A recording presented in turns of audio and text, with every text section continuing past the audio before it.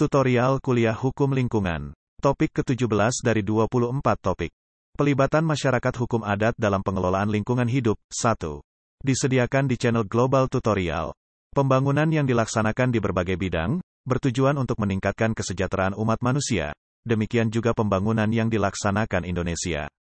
Permasalahan yang kemudian muncul adalah meningkatnya jumlah penduduk dan perkembangan pembangunan yang tidak dapat dipungkiri menimbulkan dampak negatif pada sebagian masyarakat, termasuk di antaranya pada masyarakat hukum adat. Muncul berbagai permasalahan sosial menyangkut keberadaan masyarakat tersebut. Banyak terjadi konflik sosial berkaitan dengan berbagai penyebab, seperti misalnya terkait dengan tanah atau hutan adat, tumpang tindih pemanfaatan kawasan karena wilayah yang diklaim oleh masyarakat hukum adat sebagai wilayah mereka merupakan kawasan hutan yang juga menarik banyak pihak untuk melakukan pemanfaatan terhadapnya. Sesungguhnya sumber daya alam merupakan kekayaan Indonesia yang perlu dimanfaatkan dan dikelola demi kepentingan pembangunan, yang memprioritaskan manfaatnya kepada seluruh elemen masyarakat Indonesia. Di sisi lain, di kalangan masyarakat hukum adat sendiri juga terjadi beberapa hal terkait dengan keberadaan mereka, misalnya saja terjadi degradasi kearifan lokal sehingga sebagian kemudian menghilang dan sebagian yang lain perlu dilakukan revitalisasi. Berbagai bencana lingkungan kemudian juga mengancam keberadaan masyarakat hukum adat. Sesungguhnya keberadaan masyarakat hukum adat perlu dilindungi dan dikembangkan karena walaupun merupakan minoritas, akan tetapi mereka juga mempunyai hak yang sama dengan warga masyarakat yang lainnya untuk hidup dan memenuhi kebutuhannya di wilayah negara Indonesia. Secara hukum pun, keberadaan masyarakat adat atau masyarakat hukum adat juga telah diakui dalam konstitusi. Undang-Undang Dasar 1945 Pasal 18B menetapkan bahwa negara mengakui dan menghormati kesatuan-kesatuan masyarakat hukum adat beserta hak-hak tradisionalnya sepanjang masih hidup dan sesuai dengan perkembangan masyarakat dan prinsip negara kesatuan Republik Indonesia yang diatur dalam Undang-Undang dan Undang-Undang Dasar 1945 Pasal 28I ayat 3, bahwa identitas budaya dan hak masyarakat dihormati selaras dengan perkembangan zaman dan peradaban.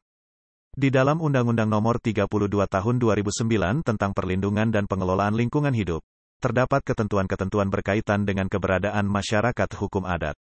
Pasal 63 ayat 1, huruf T, Pasal 63 ayat 2, huruf N, dan Pasal 63 ayat 3, huruf K Undang-Undang Nomor 32 Tahun 2009 menyatakan bahwa dalam perlindungan dan pengelolaan lingkungan hidup, pemerintah dan pemerintah daerah bertugas dan berwenang menetapkan dan melaksanakan kebijakan mengenai tata cara pengakuan keberadaan masyarakat hukum adat, kearifan lokal, dan hak masyarakat hukum adat yang terkait dengan perlindungan dan pengelolaan lingkungan hidup.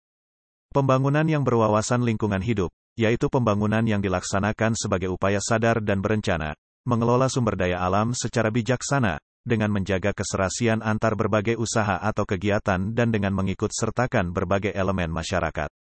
Proses ini dilaksanakan dengan meminimalkan dampak negatif dan memaksimalkan dampak positif. Aspek-aspek lingkungan yang diperhatikan termasuk di antaranya adalah lingkungan sosial, yaitu lingkungan masyarakat. Salah satu cara untuk meminimalkan dampak negatif pembangunan pada masyarakat adat adalah dengan melakukan implementasi Pasal 63 Ayat 1.1 huruf T, Undang-Undang Nomor 32 Tahun 2009 tentang Perlindungan dan Pengelolaan Lingkungan Hidup, yang menyebutkan perlunya dilakukan penetapan mengenai tata cara pengakuan keberadaan masyarakat hukum adat, kearifan lokal dan hak masyarakat hukum adat yang terkait dengan perlindungan dan pengelolaan lingkungan hidup. Peran serta masyarakat dalam pengelolaan lingkungan hidup telah diatur dalam undang-undang yang menyebutkan bahwa masyarakat mempunyai kesempatan yang sama dan seluas-luasnya untuk berperan serta dalam pengendalian lingkungan hidup. Salah satu upaya pengendalian lingkungan hidup yang dilakukan oleh pemerintah adalah dengan membuat peraturan bidang lingkungan hidup yang dapat mengikat semua pihak.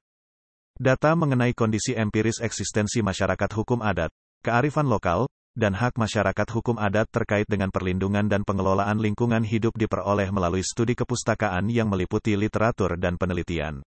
Selain itu, dilakukan analisis kritis mengenai karakteristik hukum yang berkaitan dengan eksistensi masyarakat hukum adat, kearifan lokal, dan hak masyarakat hukum adat terkait dengan perlindungan dan pengelolaan lingkungan hidup.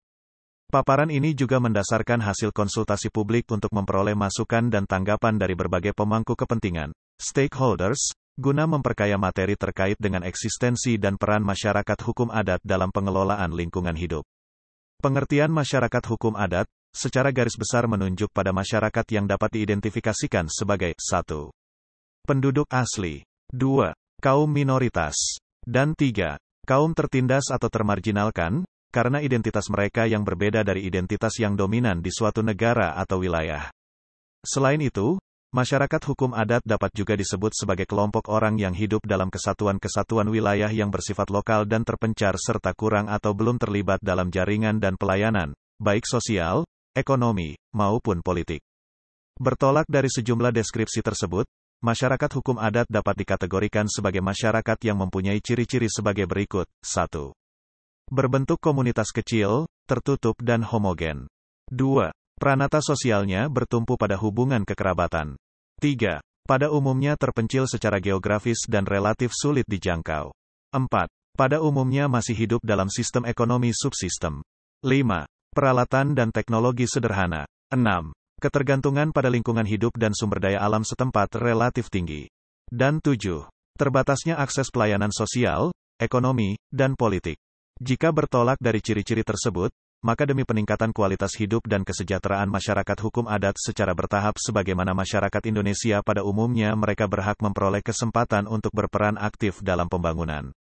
Dari perspektif sosiologis, masyarakat hukum adat merupakan masyarakat yang kuat dalam memegang teguh budaya, adat istiadat, dan kepercayaan yang diwariskan dan ditumbuh kembangkan terus-menerus secara turun-temurun. Ketergantungan terhadap sumber daya alam sangat besar untuk pemenuhan kebutuhan hidup masyarakat sehingga mendorong warga masyarakat untuk memanfaatkan dan mengelola alam dengan sebaik-baiknya. Warga masyarakat menciptakan aturan-aturan tentang bagaimana bertindak dan bertingkah laku terhadap lingkungan yang kemudian disebut sebagai kearifan lokal, local wisdom. Kearifan lokal terutama dalam hal pengambilan sumber daya alam diatur dalam aturan-aturan hukum adat masyarakat setempat. Pengaturan tersebut mengandung hak, kewajiban dan sanksi terhadap terjadinya pelanggaran. Dengan demikian dalam pengambilan sumber daya alam tidak hanya dipikirkan segi ekonomi, tetapi juga diperhatikan segi pengelolaan serta konservasi sumber daya alam dan lingkungannya, sehingga secara tradisional mereka senantiasa menjaga lingkungannya. Keberadaan suku, budaya dan adat istiadat membentuk keragaman hukum adat. Hukum adat lahir, tumbuh dan berkembang dari masyarakat sehingga diketahui, dikenal, dihargai sekaligus ditaati oleh masyarakat. Dasar berlakunya hukum adat diatur dalam Pasal 1 Aturan Peralihan UUD 1945. Dalam aturan hukum adat terkandung nilai-nilai filosofis dari kelima sila Pancasila yang dijunjung tinggi oleh masyarakat hukum adat. Pengakuan terhadap keberadaan dan kedudukan hukum adat sebagai bagian dari hukum nasional secara teoretik mengharuskan adanya pengakuan terhadap keberadaan masyarakat hukum adat beserta hak-haknya. Bertolak dari keragaman sistem kearifan lokal, terdapat beberapa prinsip yang senantiasa dihormati dan dipraktekkan oleh komunitas-komunitas masyarakat hukum adat, yaitu 1. Ketergantungan manusia dengan alam yang mensyaratkan keselarasan hubungan di mana manusia merupakan bagian dari alam itu sendiri yang harus dijaga keseimbangannya. 2. Penguasaan atas wilayah adat merupakan kepemilikan bersama komunitas, communal property, resources, atau kolektif sehingga mengikat semua warga untuk menjaga dan mengelolanya untuk keadilan dan kesejahteraan bersama serta mengamankannya dari eksploitasi pihak luar. 3. Hukum adat memberikan kemampuan untuk memecahkan masalah-masalah yang mereka hadapi dalam pemanfaatan sumber daya alam.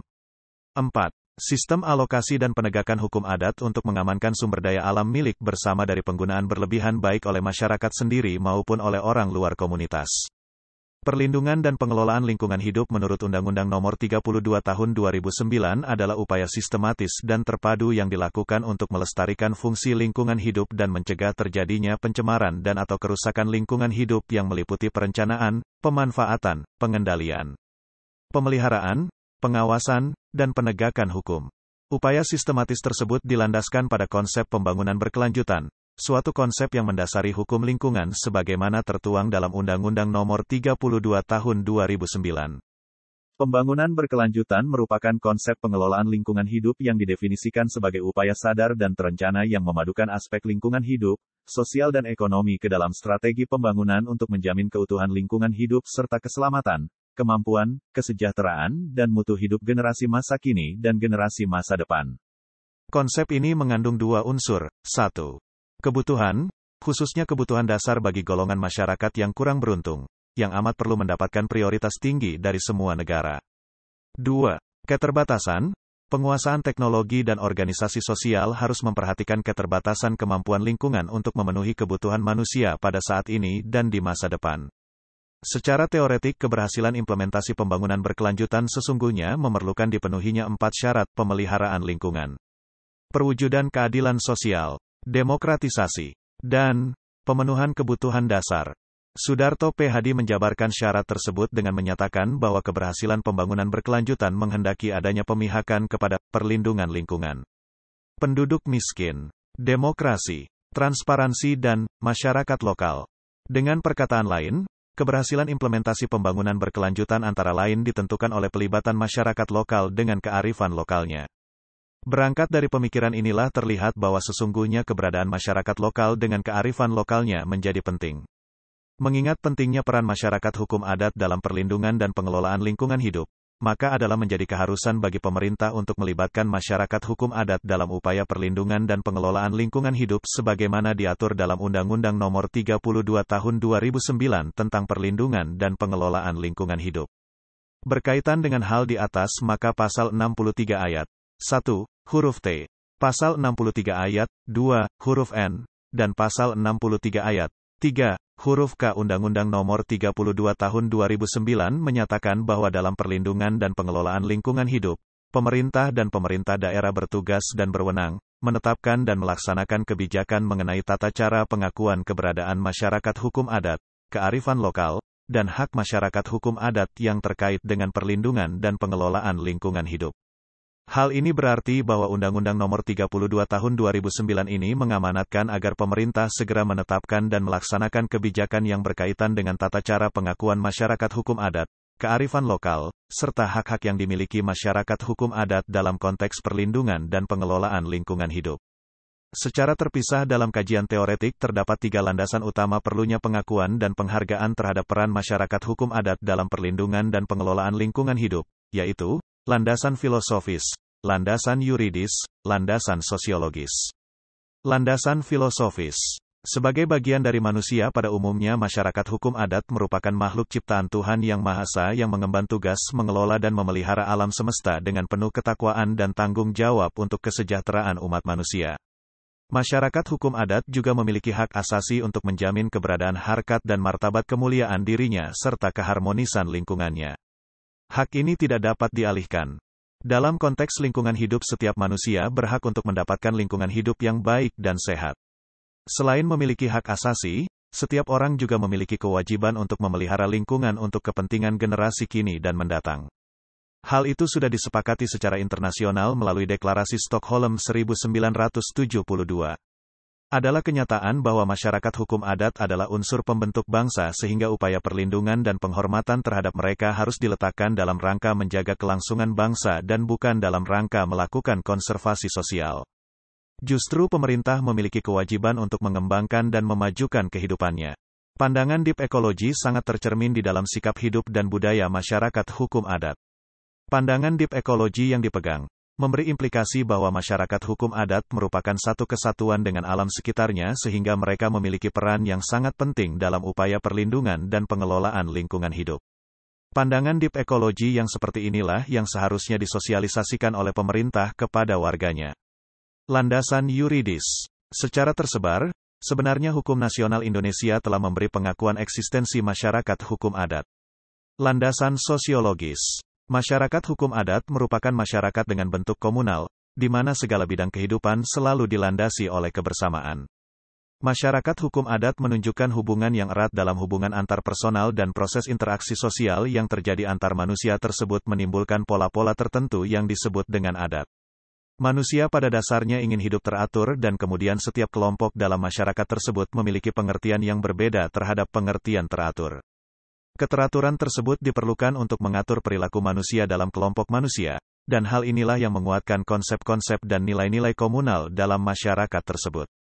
Menurut Aliansi Masyarakat Adat Nusantara, AMAN, sampai saat ini jumlah masyarakat hukum adat diperkirakan terdapat sekitar 50-70 juta orang yang tersebar dalam 1.163 komunitas masyarakat hukum adat di seluruh Indonesia. Sementara itu, menurut Departemen Sosial, sampai tahun 2006 jumlah komunitas adat terpencil, KAT, terdapat sekitar 267.550 kepala keluarga atau sekitar 1,1 juta jiwa. Mereka mengelola tidak kurang dari 5 juta hektar lahan. Data dari Deputi Menteri Lingkungan Hidup Bidang Komunikasi Lingkungan dan Pemberdayaan Masyarakat yang bersumber dari Aliansi Masyarakat Adat Nusantara AMAN, sampai pada tahun 2010, diperkirakan terdapat sekitar 50-70 juta jiwa masyarakat hukum adat atau sekitar 1.163 komunitas masyarakat hukum adat yang tinggal di Indonesia. Tantangan pelibatan masyarakat adat. Di dalam kenyataannya, masyarakat hukum adat sangat rentan terhadap berbagai konflik sosial. Pada tahun 2009, diperkirakan terjadi sekitar 5.900 konflik dan 20% diantaranya menyangkut konflik tanah atau hutan adat. Terdapat sekitar 5 juta hektar wilayah kearifan lokal yang tumpang tindih dengan kawasan hutan aman. Masyarakat hukum adat yang dikenal teguh mengembangkan kearifan lokal juga ditengarai mengalami degradasi, sehingga perlu adanya upaya revitalisasi terhadap kearifan lokal yang mereka miliki. Di samping itu, masyarakat hukum adat juga sangat rentan terhadap perubahan lingkungan yang terjadi. Demikianlah materi topik ke-17 tutorial kuliah hukum lingkungan.